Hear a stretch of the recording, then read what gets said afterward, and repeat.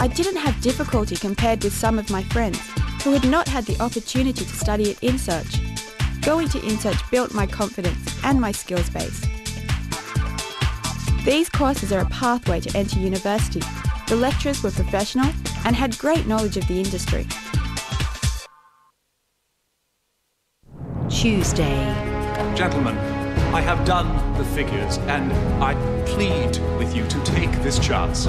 The struggle to cross a vast continent and build the telegraph line that would connect Australia to the world. For £128,000, I will build this line to the north coast, or God strike me nigh trying. A wire through the heart. Tuesday on Constructing Australia.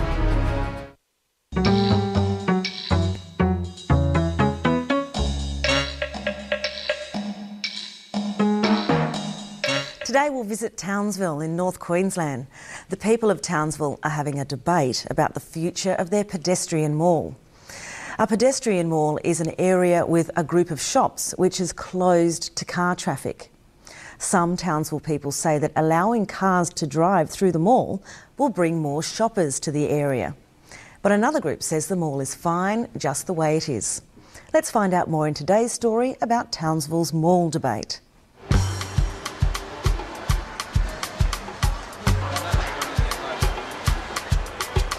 We're finding that people have voted with their feet. They're no longer using and enjoying the mall as they used to.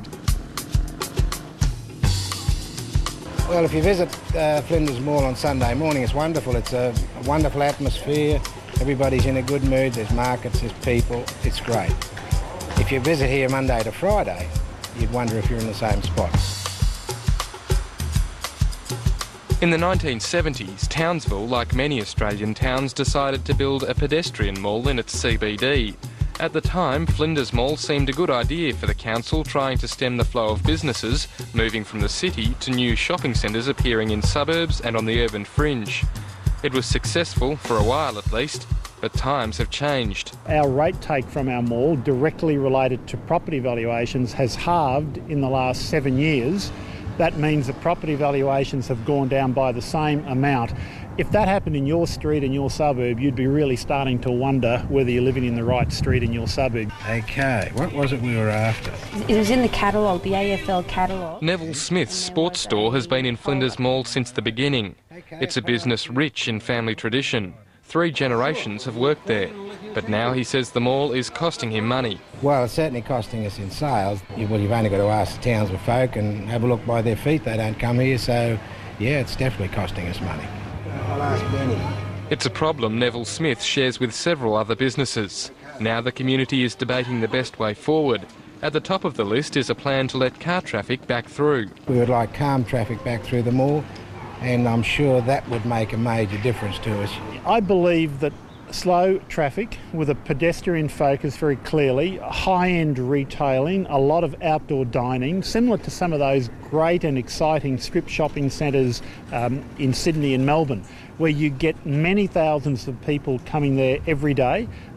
You get great outdoor dining, you get great local shopping, you get people living over the shops and nearby, and you get a much safer environment. That's what I'd like. But support for the idea isn't unanimous. Some argue a pedestrian precinct needs to remain to provide a tourist attraction and to showcase the city's heritage buildings. Retailing has changed, and bringing traffic back is not going to turn this back. We've got the heritage buildings, we've got the cultural identity.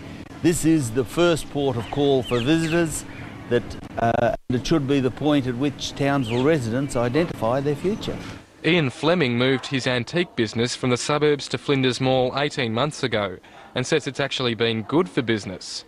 We found a considerable improvement in our business and also in the type of business that we're doing. But that's an anomaly, according to Brisbane-based urban planning specialist Trevor Redcliffe, who chaired Townsville's Urban Renewal Task Force. He argues pedestrian malls have been reopened to traffic in several Queensland cities and says all have been a success. Well, not only in Queensland, but in New South Wales is where they've converted the mall back to calm traffic and wider footpaths. And it has worked every time.